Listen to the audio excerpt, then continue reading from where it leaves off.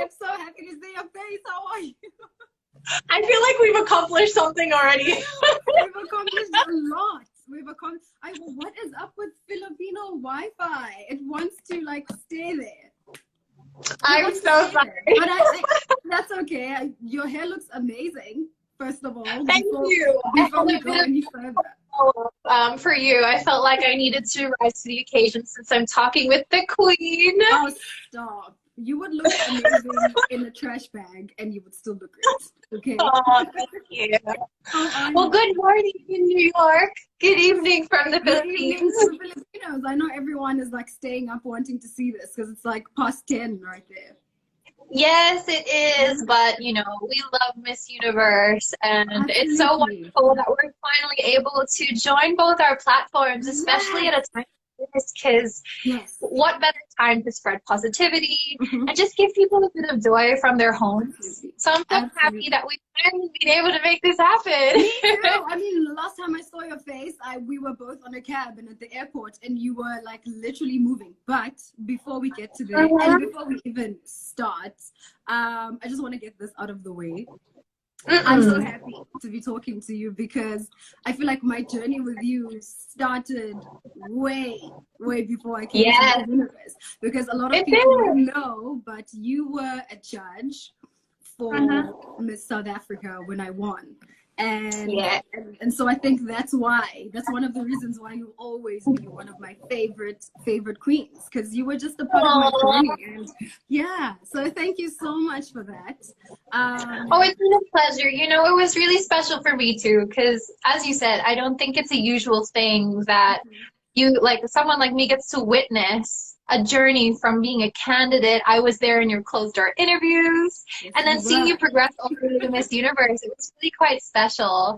And you know, just how you've been able to utilize the platform that you have, because that's such a question that us as Miss Universes, or even as candidates or representatives of countries, are asked, like, what will you do with this platform? And you are walking the talk right now, because this is how we're reaching out to the universe and to everyone wherever they are, and trying to give a message and use our platform. So it's awesome. I love that you say that, because I always say if you have this many followers and if you have such a platform and you have a voice, it's so important to use it for positivity and to just spread light and shine light on situations, show kindness and love to people. And so that's what you've been doing. And like I said, last time I saw you, we were at the airport and you were literally packing up your whole life. So many bags, moving back home. How has the move been? How has it been?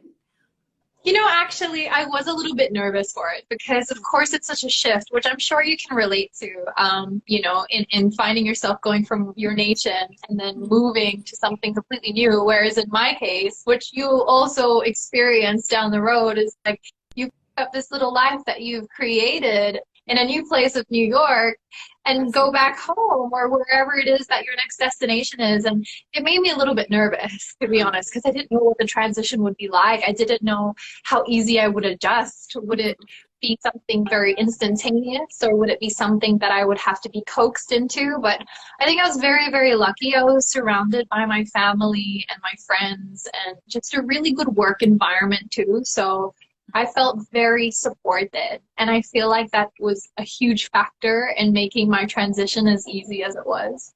But how about you? I mean, moving to New York in winter.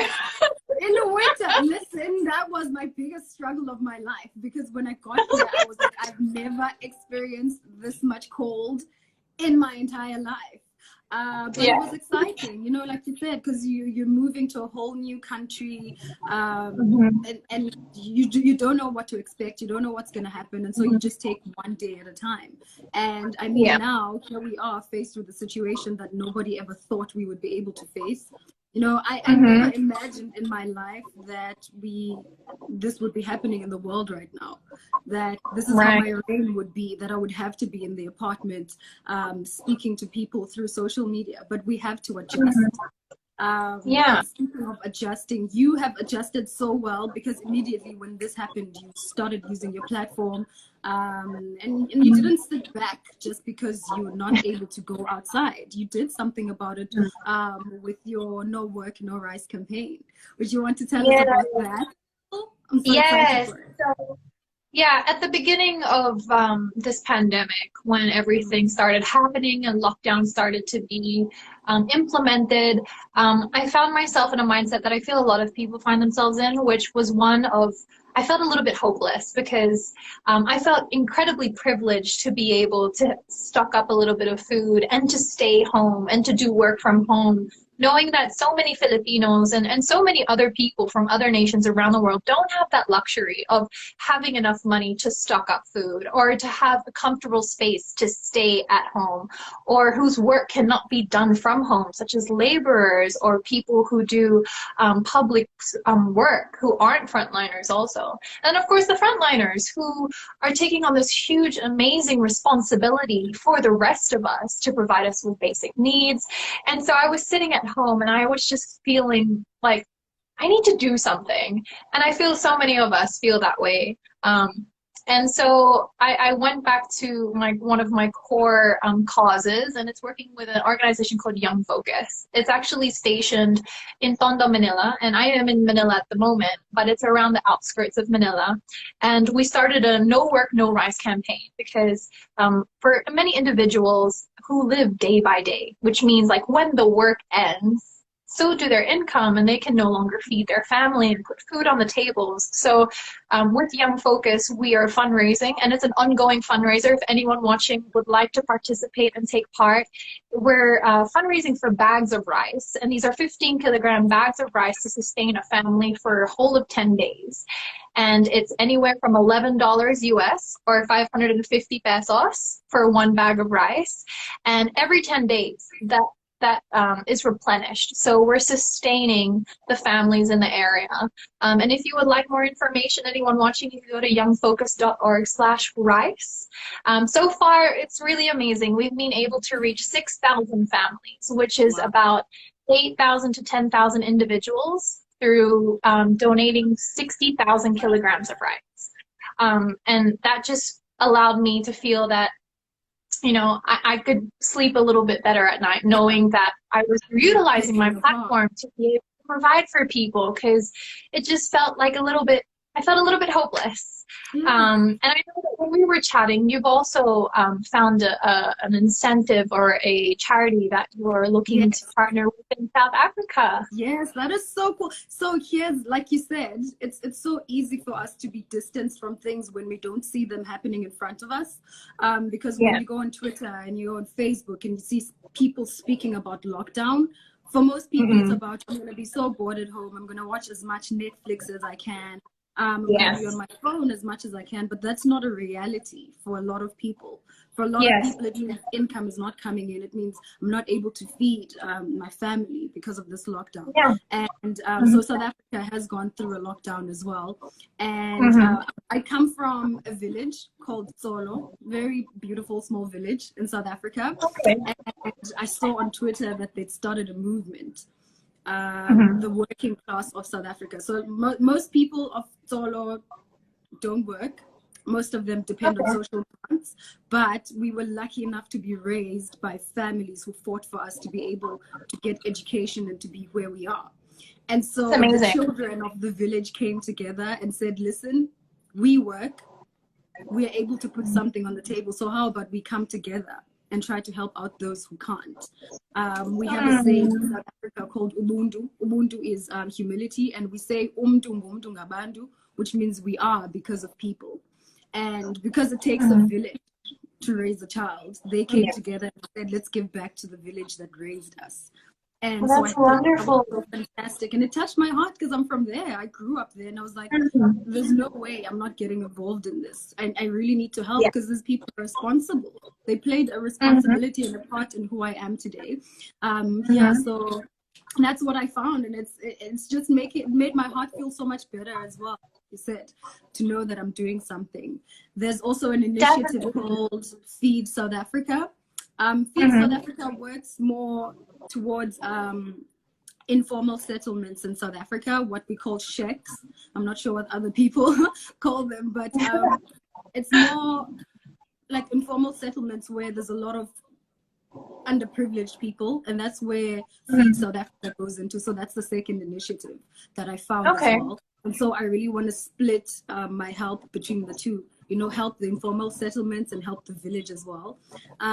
So yeah, that's what I'm looking into right now, and it's so exciting for me to be able to do it. And as much as I'm not there, to say, you know, I'm still with you.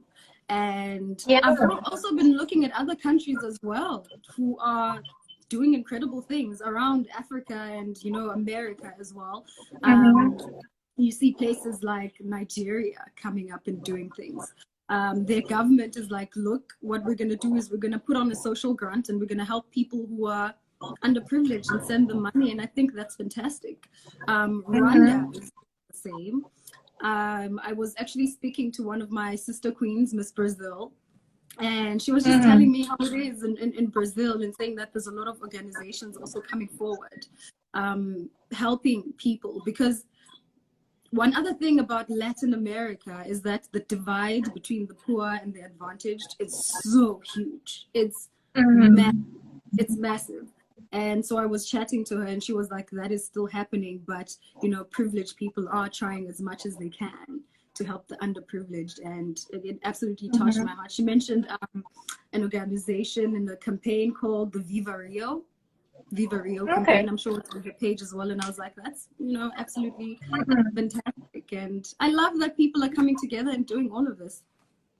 Oh, definitely. I feel like this situation has given every individual the opportunity to rise to the occasion and finding a spirit of generosity, and also finding ways to give back to the community.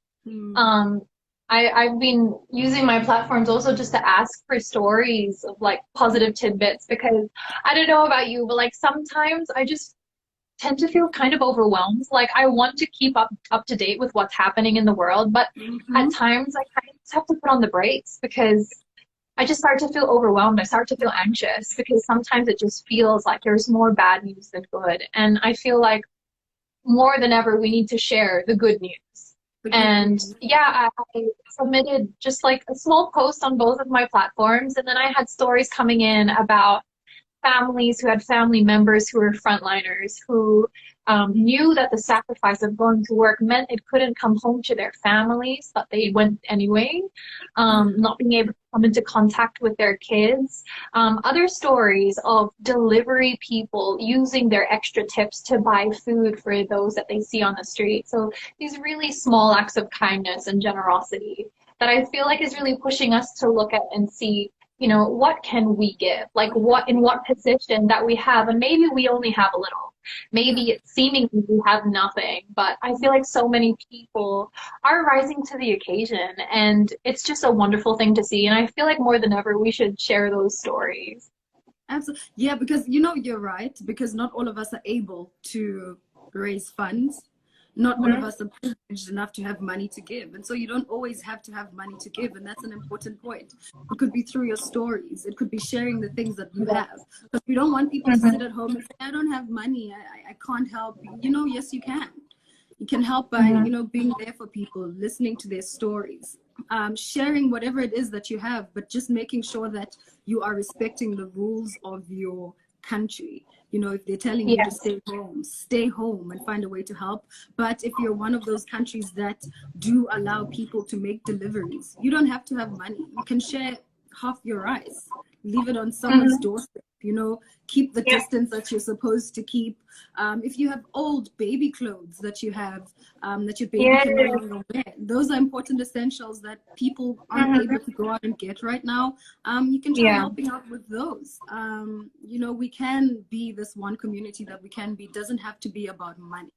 It doesn't always have to be there's even value in allowing people not to feel alone in the season. Like there's been teachers who are imploring their kids to make handmade cards that they email to patients that are recovering or are in the hospital, you know, simple things like that. And I think that's really wonderful too.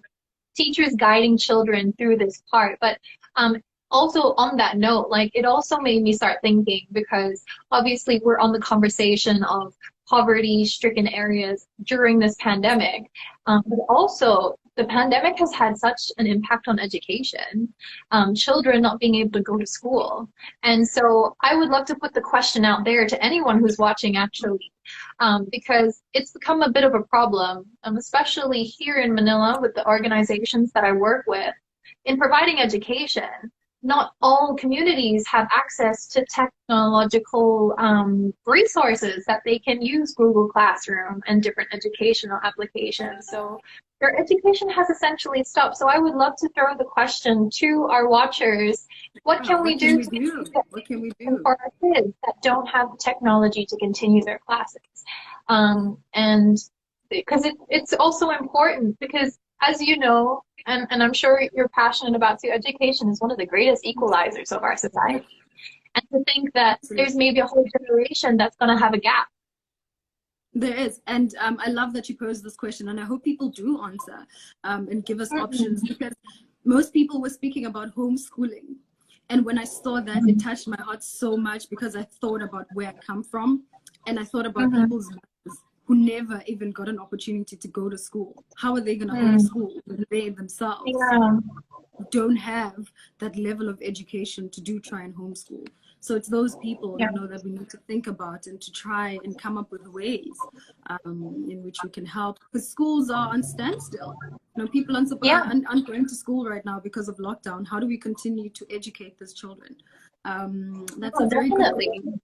So if you guys have answers for us, you know, let's engage. Let's start a brainstorming session. I feel like and we can use communities are kind of left in the dark. Yeah, and we can use the Universe United hashtag to do that, to come up with the suggestions, you know, send them to our DMs at Miss Universe, and we'll start sharing them with people, start looking at what the good ideas are, and exactly. You know, how we help. Absolutely, I agree. And I feel like it's so important for us too to kind of shift into that mindset of like how we can help, because we were chatting earlier this week, and I know that you were the same as me, feeling a little bit restless because we want to do so much, especially with the platforms that we have. I feel like with that comes an even bigger responsibility to really push yourself and be like, what can I do that's more? But also, I would love to empower people who are watching right now that letting your voices be heard is also a very valuable thing at this time, because now more than ever, now that we're isolated and we're mostly disconnected from the outer world in a way, except through social media, I really implore everyone to use social media to express your views, whether it be for leadership, whether it be for your country, whether it be for your social economic situation or what you're going through. I feel like our voices need to be heard, because our leaders should be able to hear that too. Yeah, I always say awareness is like one of the biggest steps, if not the first step, to social change.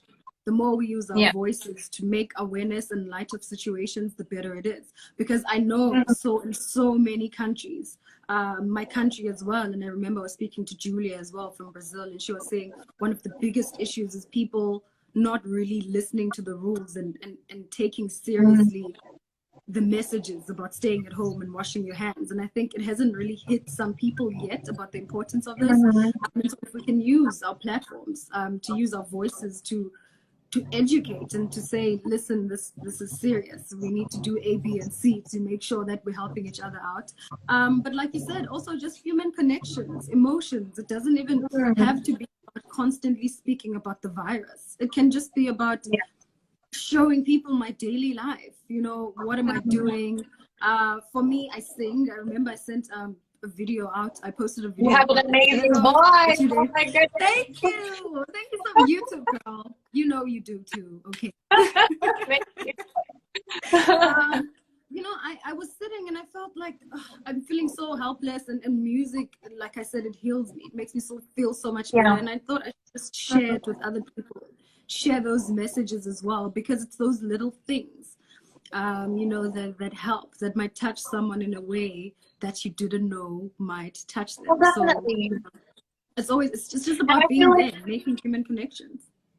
Exactly. It's all about connection, especially at a time like this, and sharing stories, like you said, because it's so easy to start seeing things from a statistical point of view when you see the numbers of the cases and stuff. It doesn't really feel personal until it happens to you or someone you know or someone you care about. And of course, we don't want it to get to that point when we finally sit up and pay attention when it's kind of too late that we've lost someone or someone's ill because of this.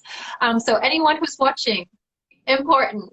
Make sure social distancing, whenever you go outside, staying at least a whole meter and a half apart. And this is to stop the spread of the cough molecules or anything if there is an affected person in your area.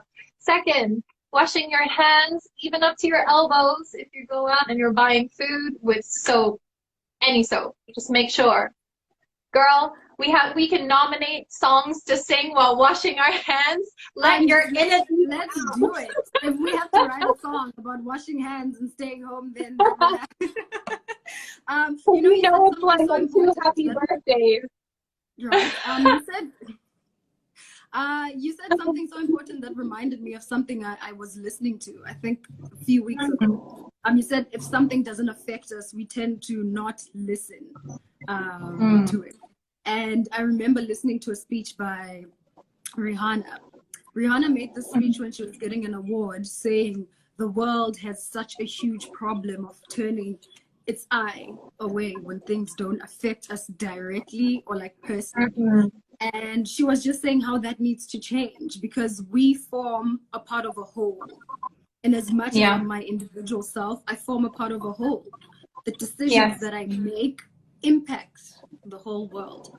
And so if something is happening to my neighbor or to my friend or to my sister or to the next country or some other different race, it concerns me. You know, it concerns me. It's my problem as well. And this is how we should be looking at, poverty as well as these disadvantaged communities. Even if you're not from there, you don't have to turn a blind eye in trying to help those people. So we don't have to wait until something happens to us or to the people we love and start speaking out and using our voices and helping.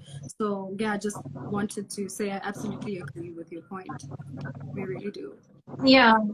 I definitely agree. And I love that also the private sectors and individuals are stepping up and really trying to do what they can. But I think it's also important as concerned citizens to also let our leadership know what we want to see in regards of guiding us through this pandemic, because of course better solutions and innovative solutions will make a greater wave faster when partnered with the private sector also doing their part.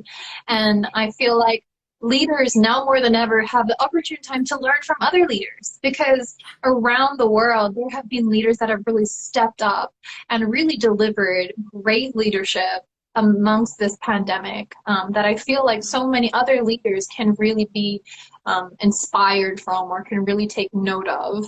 And I just wanted to put that out there because we do want to do our part, but also we have leadership to be able to guide us through, and they're very important.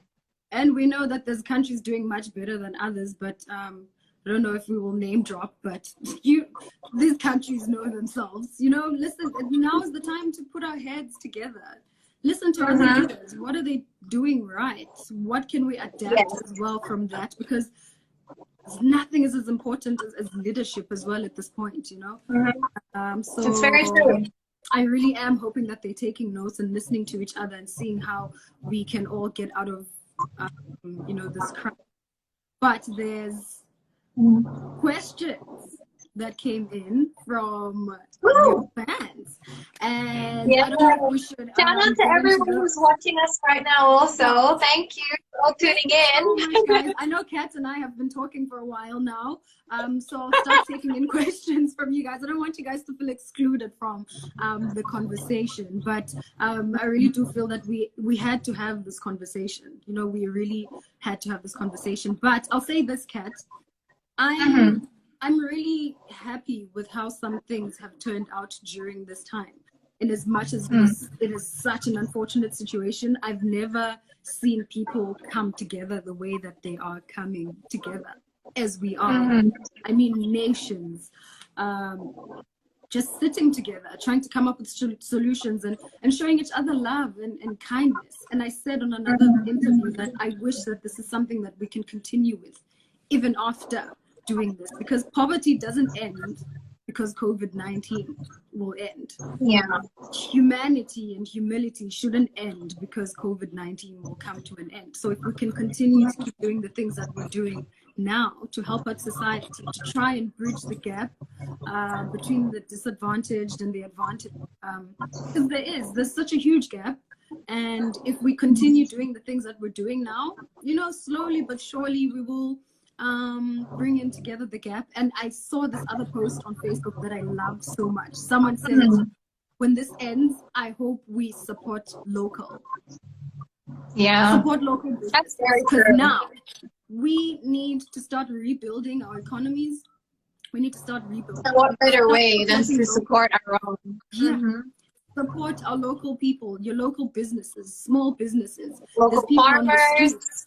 Farmers, you know, Products. people selling vegetables and fruits. Buy from those people, you know, put money back into them. Make sure that our economy rises, but not just our economy, but our personal finances as well. So I just feel like when this happens, we need to hit the floor running in helping people. Yeah. We need to rebuild, and it's time to start thinking about that now. Yeah, I definitely feel like we should rebuild and never forget, because I feel like why this time is so impactful for so many of us is it's made us realize just how interconnected we are. From not being able to go outside, not being able to go to work, to see your friends, to hug your loved ones, you know, it's made like, especially me, and I see so many people having the same realization. It's like, wow, what joy it is to be a human when you can be connected to another.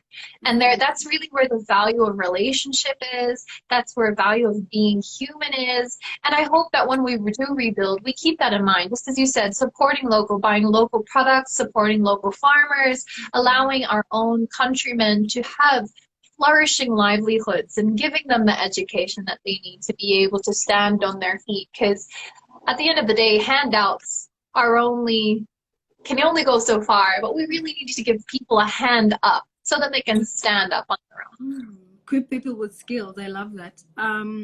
So someone asked the question, and I feel like it has been answered in the previous thing that we were talking about. They said, what is the most important lesson from this pandemic, and how can we apply it after this? I feel like this whole conversation. I'm looking at it like this whole conversation just about how better we should do after this ends, and supporting each other and in holding each other's hands. I think that's the lesson that we've learned, that we are stronger together, that if we unite, we move so much more further. So I think that's the most I feel like to summarize it in one saying, it's to play our part, which means that we do become involved, we do what we can, we put ourselves out there and help our fellow people, but also we listen to our leadership, we take the advice, we adhere to the community standards, whether it be lockdown or health advisories, we play our part. So yeah, definitely will be there. Let's see, another question. They say, what is the one thing that you've cherished more in the middle of this pandemic? It would really be family and just human connection. Because I mean, with my friends, we've been having like Zoom parties, and there's an app called House Party that you can like play games with each other. And I've had a handful of friends celebrate birthdays during this time. Some of them are alone in their houses, and so it kind of made me realize, like, wow, how enriching your life is when you do have human connection. That we do as Miss Universes. There is something so special about being able to interact with the people, with the children, being able to talk to people, to learn from them face to face. Of course, we're facilitating it through social media, but through human connection, there's a different impact there, and that's what I really miss. Me too. You know, it's so funny for me because I always thought I was like such an introvert. So when this happened, I was like, I'll do okay. I'll be fine. I'm not being outside. I'll be fine. And then literally a week later, I'm like, I need people. I need to see people. But I'm just lucky enough to have Chesley as well. So at least there's the two of us in here. But it's hard. It's hard. Human connection is another one. Definitely. Someone has another question. They're saying, Ooh. how's your young focus family right now? And they're hoping that they're doing well. Yes, they're doing really well. At the moment, 30 of them are volunteering at the No Work, No Rice campaign distribution and giving out the rice and everything. But they're only able to reach a certain area because of the quarantine restrictions. So what's actually happened is Young Focus has partnered up with other surrounding non-governmental organizations so that they can also access their areas. So they're doing really well. And it's so nice to see that it's not just that one organization. They're really partnering together, which is what we were just touching on before, is the most effective way to do good work is to do it together. And that's what they're doing. Okay.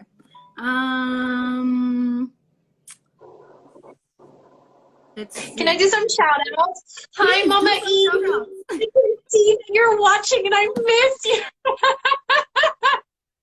And also, hi, Helena from Denmark. I see that you're watching also.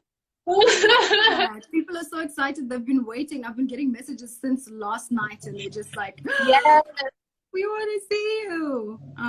Hannah, I miss you. Do you see Esther? Esther's in there commenting. Yes, Mama E. She's in there. She misses you. I really hope that when this is all lifted and everything comes to a solution, that you'll be able to find yourself here in the Philippines. Would love to welcome you to my country. Chastity says she loves and misses you. Did you see that? I saw that from Chastity. I miss you. She's watching and from which is the so other funny too. Because when you were talking about the whole introvert itself thing, I know Chess is an introvert as well as I am. Yeah. And I have the same sentiments. So I was like, yeah, I love staying at home. I hate going out. But now it's like, I just want to see the tree. I want to see people. I know what you mean. I know what you mean. Okay, no more. Is there more questions from here? Just people sending in love. Thank you everyone for sending your love. Someone says we should please do a duet, and yeah. Yeah, let's make it happen on our next video. What is Esther saying? I'm packing up Zozi and Chastity when this is over, and we're coming to Manila. Yes! That would be so amazing because everyone has been asking when I'm coming to the Philippines. And I really, really want to. It was so unfortunate that this happened, but I would love, love, love to see the Philippines because the people there are just amazing. Oh, we would have so much fun. Can't wait till it's happened because it's gonna happen. We're claiming it's gonna happen. Kaylee, I miss you, baby sis. Misha says, okay, Esther, I'm coming too. So it's going to be a full trip. Literally, everyone's coming to the Philippines. Okay. I love that. Okay, let's see if we can take one more question from here and then we can engage with people a little as well before we go on. I hate saying the words before we go. I want to chat I know. the whole time. Someone says, what was your favorite country to visit during your reign? Ooh, I love South Africa. And I'm not saying it because you're from South Africa, but honestly, it was such a unique experience. My first time in Africa. And I was given the opportunity to judge Miss South Africa, and your production was phenomenal. Like the staging. Amazing, right? I was so impressed. We had so much Especially your musical performers.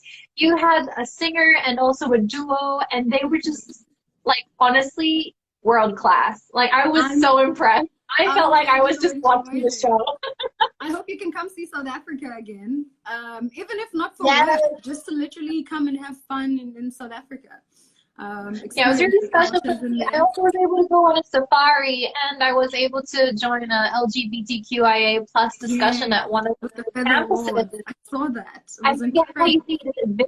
Wits campus, Wits University, something like that. I went to Wits, That was a good one. I did watch that. It was so amazing. And I'm so jealous that you actually went on a safari because I'm from South Africa and I've never been. And you're like, oh, what?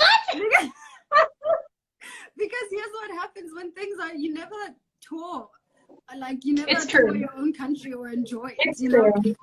But I'll definitely have to go on a safari. I have to, or maybe I'll go with you when you visit South Africa, and maybe I'll be there. Please. Oh, I hope that Miss Universe will be held in South Africa.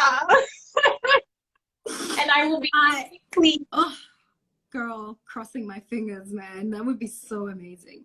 We're getting love from Brazil. We're getting love from Brazil. Hello, Bom dia. Brazil. Bom dia. Bom dia. Brazil. I love it when they say that. That's Brazil. I think this is a good one. Someone wants to know, how do we stay motivated during this uncertain time? Ooh, motivated. I think really what's helped me personally is one, I need to have a shower in the morning and dress up in like normal casual clothes and not spend my whole day in pajamas. Although I'm not going anywhere, but it just helps me change my mindset to, okay, I'm going to be productive because I dressed up for myself to be productive. And then what I try and do is I just try and make a very simple structured schedule for myself. So I'm going to dedicate an hour to this, 30 minutes to this, 40 minutes to this, so that I also feel achieved at the end of the day when I can tell myself, oh, I've done this, because I'm sure you can completely relate. Like during this time, the hours just fade together. You don't even know day from night. I usually say like simple things like opening your window blinds literally will make you feel so much better. Yeah. I know that when I wake up in the morning and my blinds are down, I just feel so down, like on the inside. And the minute you have light coming into your room, it makes you feel so much better. So you're right, you know, get out of bed. Don't stay in bed the whole day. It will keep you motivated to really start doing something. Chat with people. Don't distance yourself emotionally from people as well, just because you sort of keep their emotions alive is what I would say. It's very important. Like, I cannot emphasize the point you just said enough, to keep in touch with your friends or your family or just other people through social media, whether it be just in a video call, just to catch up with them, to check in on them. Because it honestly, even if you don't realize it honestly like impacts your mental health so much, and feeling connected and not feeling isolated at this time. Because I've found that in my personal experience, when I feel isolated, it's the most dangerous time, because that's when feelings of anxiety can easily creep in. That's when feelings of negativity can easily come in. So surrounding yourself with human connection, even though we're not physically together, doesn't mean we can't come together in some way. Yeah. And if you're with someone or you live with someone, for instance, I have a roommate, you know, Chesley. Yesterday I was like, Chesley, can we just watch a movie like normal people in normal times? And we had popcorn and we watched Crazy Rich Asians, and we were just laughing and having a nice time, because it's like sometimes you need to just try forgetting about what's up there. Like do normal things that you used to do, like, you know, watch movies and play board games and just have fun with people. It's very true. Like also with keeping motivated, it's also important to be kind to yourself. Like if you don't feel capable in that moment of pushing yourself to work, like forgive yourself, because these are extraordinary circumstances, and comes a point too where you need to be kind and kind of understand yourself. Like, how am I feeling today? Do I feel like I can't really dedicate myself to this task? Don't force yourself to be productive if your emotional state isn't there. Because I feel like even me, like I'm one of those people, I feel guilty if I'm not productive sometimes. You're like, I'm supposed to be doing something. But there are days when it's just called for, because I just need to, you know, create, because creating makes me happy, just like you were talking about music earlier. Like, it's very healing for me. So to anyone who's watching out there, if you just want to create something, to paint, to draw, to make music, to play an instrument, you don't have any of those things, reading, there's really something for everyone, depending on your individual circumstance. But just be kind to yourself, understand yourself in this time. I love that. Connect yourself to the things that you love. Still love the things that you love. Go back to them and connect yourself. There's so many more comments coming in. I love everyone's like, they love Thank you, everyone. Let's see. Best Miss Universes ever, someone said. Thank you. I think MEO has done so amazing in choosing the most amazing delegates. You know, every year they try. We've had a And that's bunch what I of love amazing. about Miss Universe Sisterhood. It's not even just the circle of winners. It's more of every woman that competes every year and being like a global representative. At times like this, like you all come together in a way. Like just like you were talking to Miss Brazil, and really like touching base with what's happening around the world through these girls that you've met personally, that you've made personal connections with. I think that's the magic and the sisterhood It's a of Miss sisterhood. Universe. It's a very beautiful one. Do you guys still have your group happening on WhatsApp from your year? I think so. The thing is, I've changed numbers, so it's like on a phone that I hardly open, but I'm pretty sure it's still there. I'm terrible, as you can see, but I'm pretty sure it's still there. That is very understandable. Chesley actually had to add me on my other new phone on the old group, so that people lose phones all the time. But because we changed numbers. Yeah, people lose phones, but connections are always there that you make with sisters, and I think it's just beautiful. We'll be taking a few more questions, and yeah, but what messages do you have for us, Kat? Like, do you have anything that you would like to, I don't know, maybe leave us with? People always love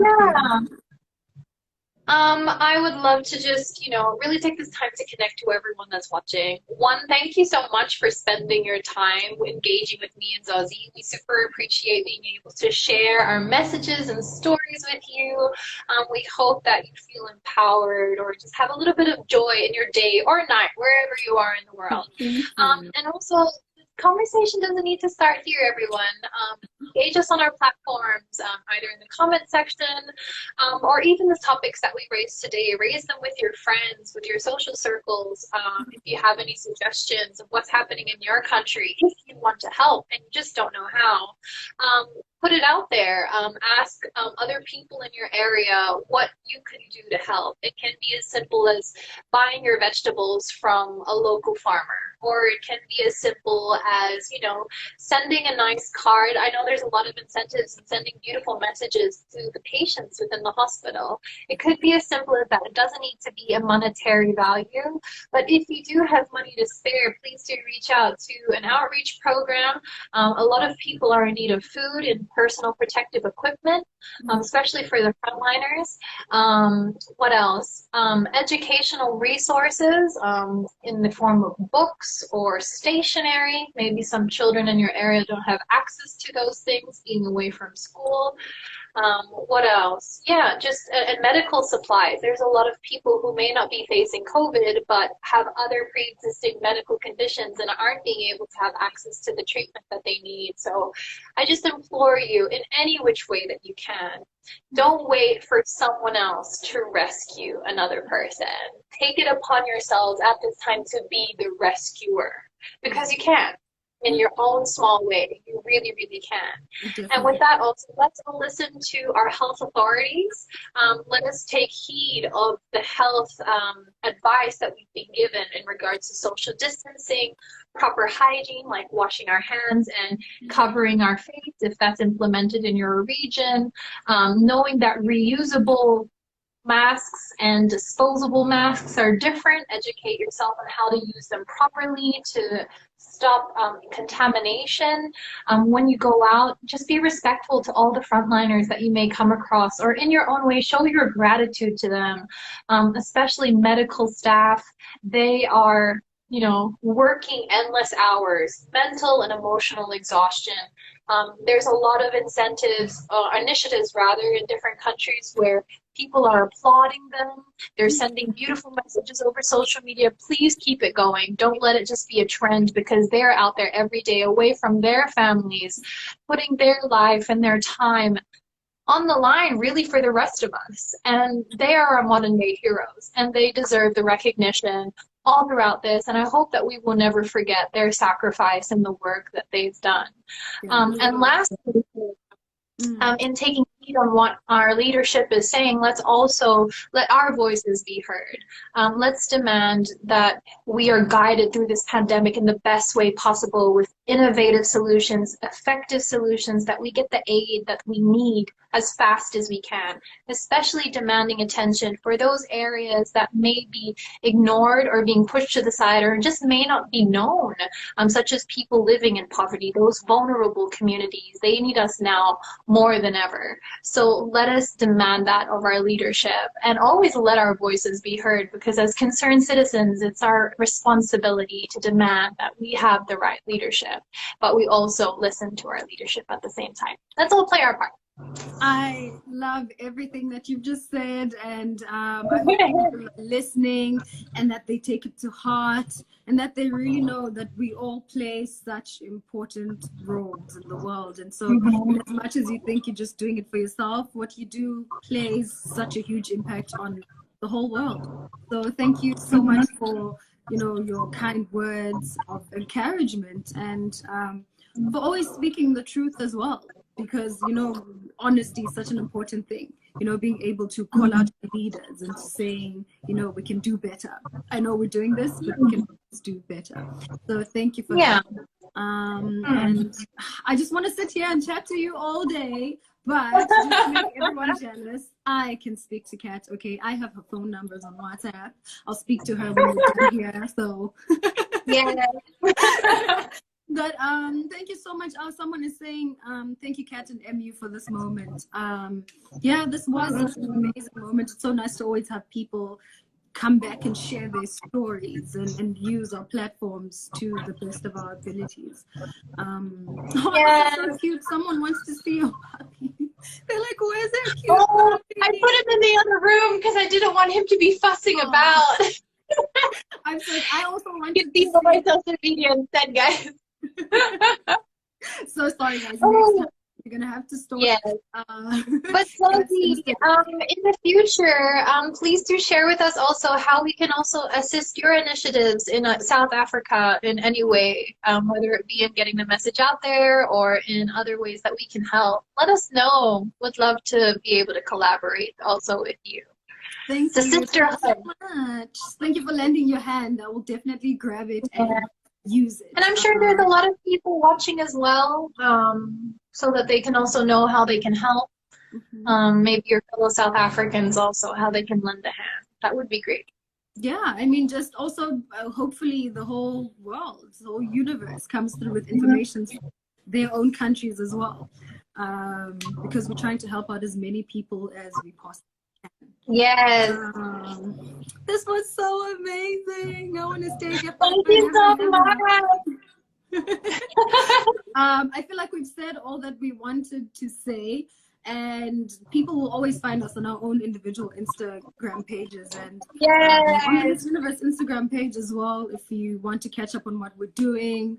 You know, the influence that Kat still has is amazing, and the work that you still do is absolutely amazing, because you don't have to. You didn't have to. You could have just been sitting at home and worrying about yourself, but you thought of other people and how you can help them. So I think that is incredible. And, thank you. And I also want to take this time to honor you also, because you're in such an extraordinary position, considering I'm sure when you won and in your first couple of months, you had such a different projected outlook on what your year would look like, but you've taken this unexpected turn of events into your stride, and you're using your platform to connect with really important people and get a message out there. So I just want to, you know, acknowledge that too, because you are a Miss Universe for the time that we need. Like, especially with us all needing that encouragement, with all needing to feel that we're seen as a Miss Universe that talks to so many different countries and so many different divisions of people. You're really bringing people together, and I hope that you continue the work, and I know you will, and I'll be watching. And I hope that we can have another one of these chats, and we'll give the duet that everyone's asking for. Hopefully one day. Oh, thank you so much. So Miss made me cry, but not crying today. Thank you so much, Kat. I appreciate you. I really. Thank you for joining us today. Yes, and thank you to everyone who's tuned in with us. Thank you for being awesome.